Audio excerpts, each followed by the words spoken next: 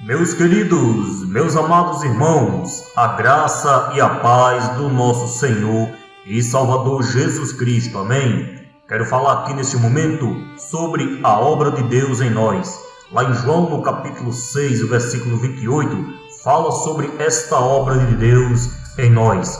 Perguntaram a Jesus: que faremos para executarmos a obra de Deus? Jesus respondeu e disse-lhes: a obra de Deus é esta, que creais naquele que ele enviou. Bendito é o nome do Senhor para todo sempre. Está lá em João, no capítulo 6, 28 ao 29. Nota-se claramente que a preocupação principal de alguns discípulos era fazer algumas coisas para Deus. Pela resposta de Cristo, percebe-se que eles não estão preocupados em alguém para fazer coisas para Deus. Não que ele necessite de nosso trabalho, mas o nosso Pai Celestial almeja, antes de tudo, que o conheçamos através de um profundo relacionamento com Ele. Sim, precisamos executar as obras de Deus, mas primeiramente precisamos deixar que Deus execute a sua obra em nós. Imagem da obra de Deus em nós. Todo ser humano cresce cheio de egoísmo e presunção. Muitas vezes somos tentados a desejar a fama, os elogios, as posições de destaque,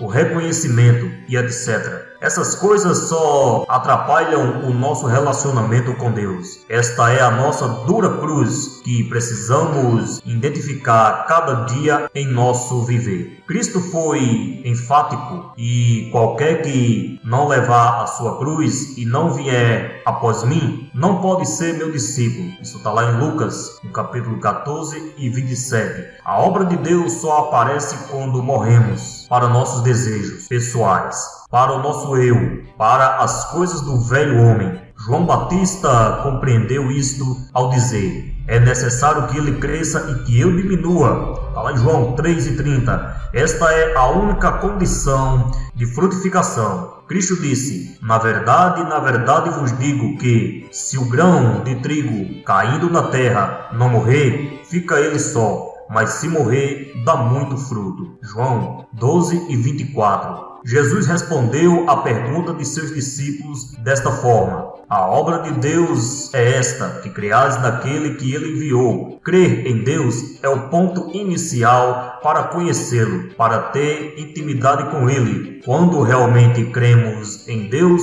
nos dirigimos à sua palavra a fim de aprendermos de Deus. Em 2 Timóteo 3, 16 ao 17, lemos: toda a escritura é divinamente inspirada e proveitosa para ensinar, para redarguir, para corrigir, para instruir em justiça, para que o homem de Deus seja perfeito e perfeitamente instruído para toda a boa obra. Pela palavra somos consolados e também confrontados em relação a nossos erros. Davi orava assim: sonda-me, ó Deus, e conhece o meu coração. Prova-me e conhece os meus pensamentos, e vê se há em mim algum caminho mau, e guia-me pelo caminho eterno. Salmos 139, 23 ao 24. Temos uma promessa fenomenal de Cristo sobre a obediência à sua palavra. Se alguém me ama, guardará a minha palavra, e meu Pai o amará. E viremos para ele, e faremos nele morada. João 14, 23. Imagine o resultado de tudo isso.